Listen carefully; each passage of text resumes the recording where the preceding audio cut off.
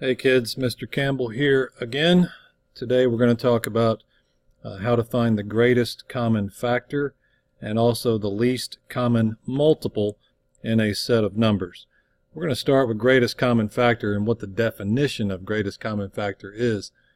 Greatest common factor is simply the largest factor that a set of numbers has in common.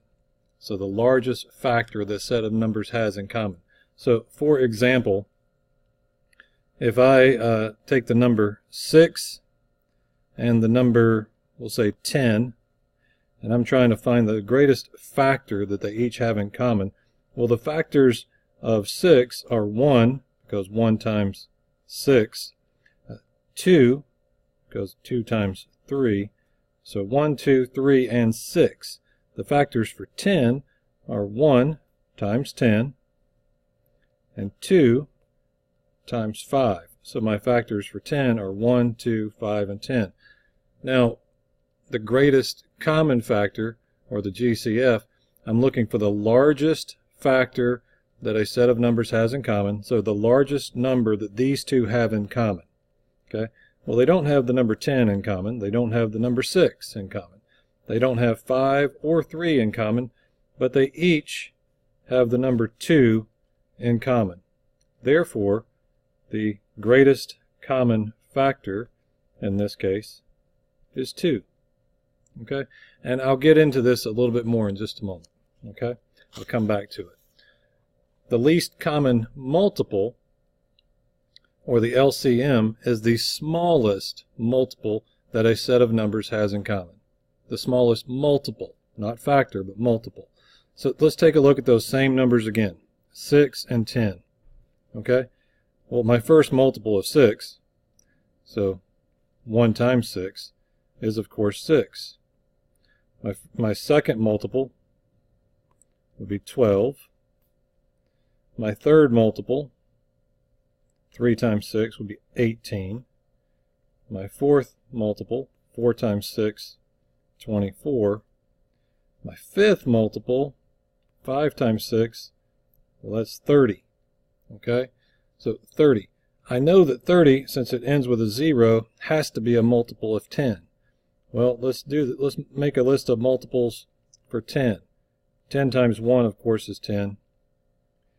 10 times 2 is 20. 10 times 3, 30. I can stop right here because 30 is a common multiple in each set. It's common to 6, it's common to 10. It's the smallest number, the smallest multiple that is common to both of them. Therefore, my least common multiple is equal to 30. Okay? Now I want to show you how to use factor trees to help you find the least common multiple and the greatest common factor. This time I'm going to work with larger numbers.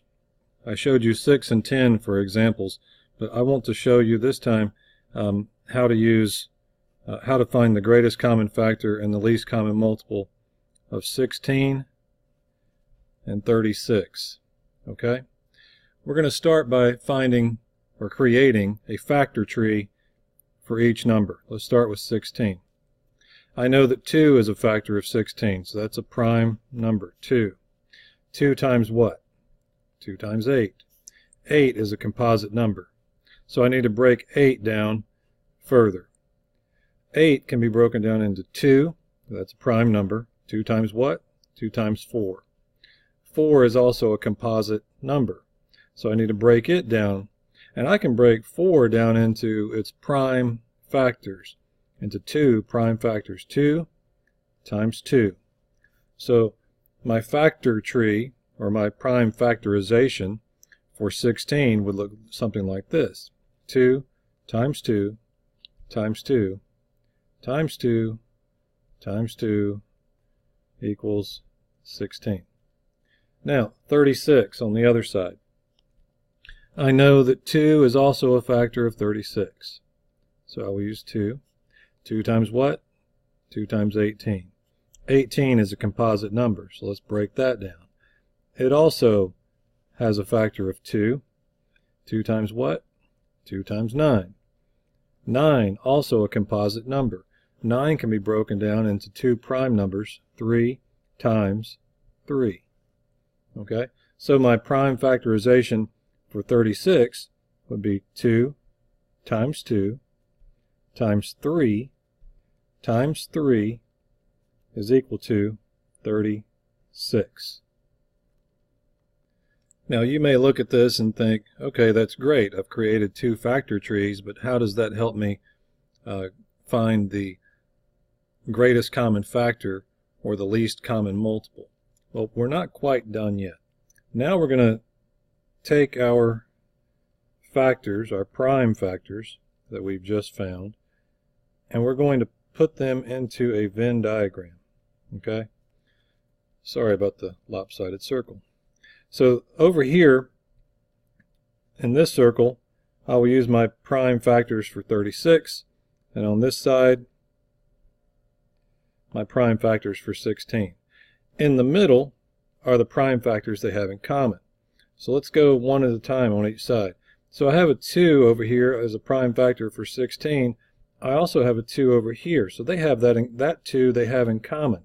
So we'll place it right here in the middle. Okay? Back to 16. I have a 2 here. Over to 36, I have a 2 here. They have that in common. They will go here in the middle. Okay? Over to 16 again. I have another 2. I don't have a matching 2 on 36, so this 2 goes over here by itself in the 16 circle. I have another 2 on the 16 side with no match, so it also goes here. On the 36 side, I have a 3, and then another 3. So now my Venn diagram is complete. But still, you're wondering, well, how do I determine what my greatest common factor is? Well, you look here in the middle, into this area where they have common factors. So right in here, into this shared space. And we see 2 2's. What we're going to do is we're going to multiply these 2's together.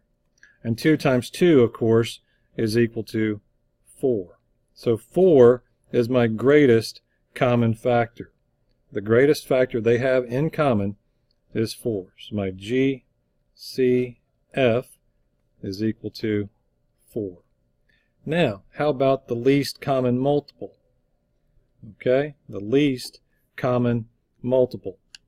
Well, what I'm going to do for my least common multiple, I will take all of these numbers here, every factor here, and I will multiply them together straight across. And when I do that, when I do 2 times 2 times 2 times 2 times 3 times 3, I get a total of 144. So my least common multiple is 144.